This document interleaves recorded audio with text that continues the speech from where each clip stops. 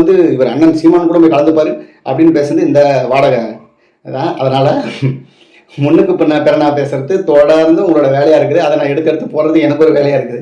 எதுக்குன்னா அடுத்த கட்ட வர தம்பிங்க ஏமாறக்கூடாதுன்னு தான் அதுக்காக தான் இது தொடர்ச்சியாக போடுறேன். நல்லா தெரிஞ்சுங்க. தமிழக வெற்றி கழகத்தை அப்படியே இப்போ தூக்கி பிடிச்சி அந்த ஒன்றுட ஒரு எலெக்ஷன் நேரத்தில் மைக்கத்தான் எடுக்கட்டுமான்னு ஒரு பாட்டு, அந்த பாட்டு எப்பயோ அந்த படம் டைரக்டர் எடுத்து அந்த பாட்டு வந்துடுச்சு. இவங்களுக்கு சின்னமே என்ன வருது, கடைசி நேரம் தான் வருது. ஒரு சின்னத்தை சரியாக வந்து பதிவு பண்ணி வாங்க முடியல. அது போனதுக்கப்புறம் வந்து லபோன்னு கத்திக்கிட்டு வாங்காமல் விட்டுட்டு திரும்பி அதை வந்து தேர்தல் ஆணையத்து மேலே மற்றவங்க மேலே புறப்படுந்தாங்க. உடனே அந்த மைக் வந்து ஒரு விஜய் அவர் வந்து எங்களுக்கு தான் வாக்கு கேட்குறாருன்னு சொல்லி தான் இந்த தேர்தலை எதிர்கொண்டாங்க. அந்த தேர்தல் எதிர்கொண்ட உடனே அவர் வந்து தமிழ் வெற்றி கழகத்தை சேர்ந்து அண்ணன் சீமான் போய் சந்திச்சு ஒரு மாநாட்டில் கூட அவர் கலந்துக்கிட்டு மிகப்பெரிய அளவுக்கு ஒரு அரசியலை எதிர்கொள்வாங்கன்னு சொல்லியிருந்தாங்க. இவங்க சொன்ன சில விஷயத்தை அவர் ஒத்துக்கலன்னொடனே அப்படியே அண்டர் பல்ட்டி அடிப்பாங்கல்ல, சிங்கிள் பல்ட்டி பார்த்துருப்பீங்க, இது டபுள் பல்ட்டியோட ட்ரிபிள் பல்ட்டி எனக்கு அடிக்கிற பல்ட்டி, அந்த பல்ட்டி அடித்து தொடர்ச்சியாக இன்னைக்கு மழை பெஞ்சு விட்ட தவுக்குள்ள மாதிரி கத்தினே இருக்காங்க. வேற ஒன்றும் கிடையாது.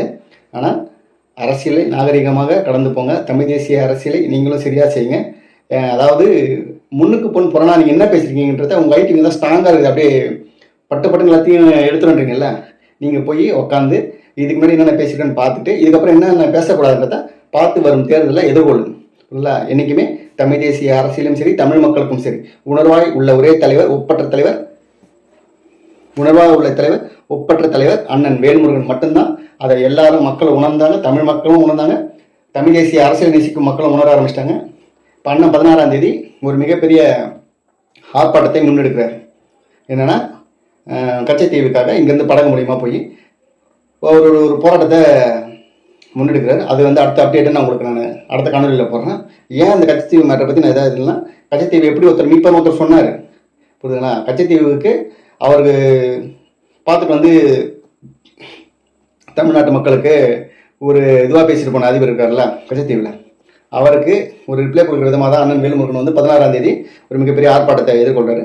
அதை நீங்கள் மக்கள் திரும்பி அதையும் பார்ப்பீங்க. வாயால் சொல்கிறவர் யார், செயலால் செய்கிறவர் யாருன்றத மக்களை உணர்வீங்க அப்படின்னு நான் நினைக்கிறேன். நன்றி, வணக்கம்.